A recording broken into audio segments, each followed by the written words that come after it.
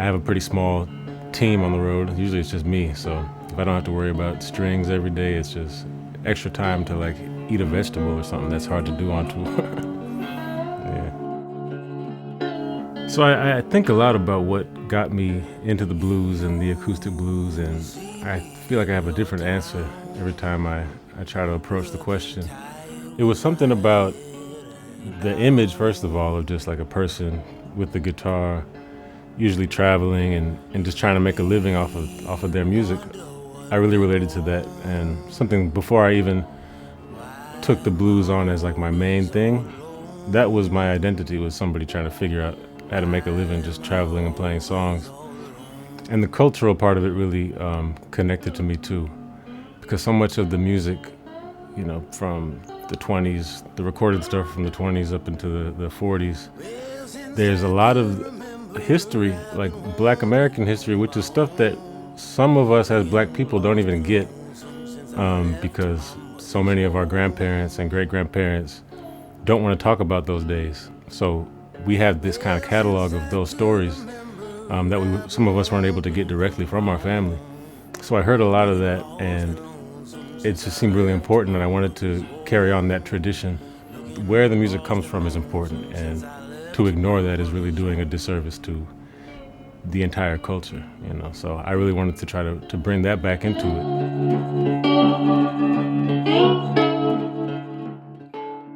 Yeah, when I'm writing songs, I'll usually just grab whatever is closest to me.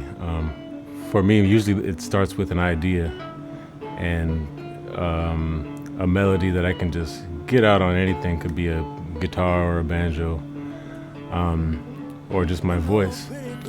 And from there, I usually will play with the song for a while and figure out what instrument suits it best. Because when I'm playing electric versus resonator, like the technique that I'll use for the song will be different.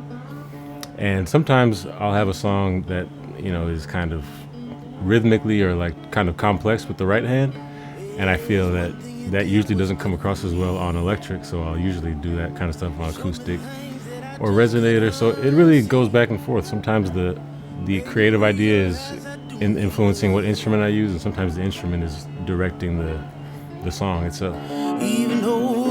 When it comes to gear, it's like a constantly evolving process for me. Sometimes if I feel like I'm going to get a receptive audience and they're going to listen, I'll just bring an acoustic guitar and mic it up and keep it real simple and just play the songs and talk to people.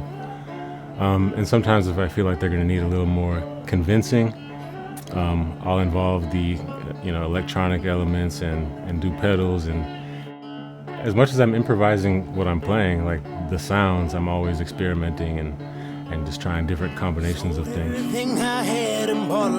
The core, no pun intended, of my rig is usually the Boss GT 1000 core, mainly because it has the amp simulators in it, and also because it has parallel effects routing, which is kind of important to me because I like to use a lot of delays. So to be able to have a parallel signal chain for delay pedals, it makes kind of a trippy effect that is always fun for me. And I also do a lot of signal splitting outside of that. So my guitar usually will have 4 outputs, my rig, and there's like different ambient kind of pad backgrounds, and I use guitar synth pedals and all these things, and the Electro Harmonics pedal, which you see on my pedal board, is one of those things, because I really like obscuring the sound and making the guitar sound like not a guitar. Yeah, I've been using Elixir Strings maybe 15 years now, and yeah, it's just really been a lifesaver.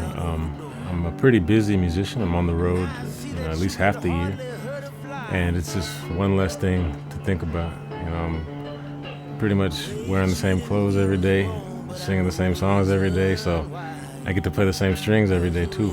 For usually, I can get a few weeks out of them before I feel like I need to change them, and just as much as they last as far as the sound, they feel like new strings for much longer than other strings. And sometimes a set of strings can start to break in, but then they lose that feeling. But the elixirs always feel like inspiring.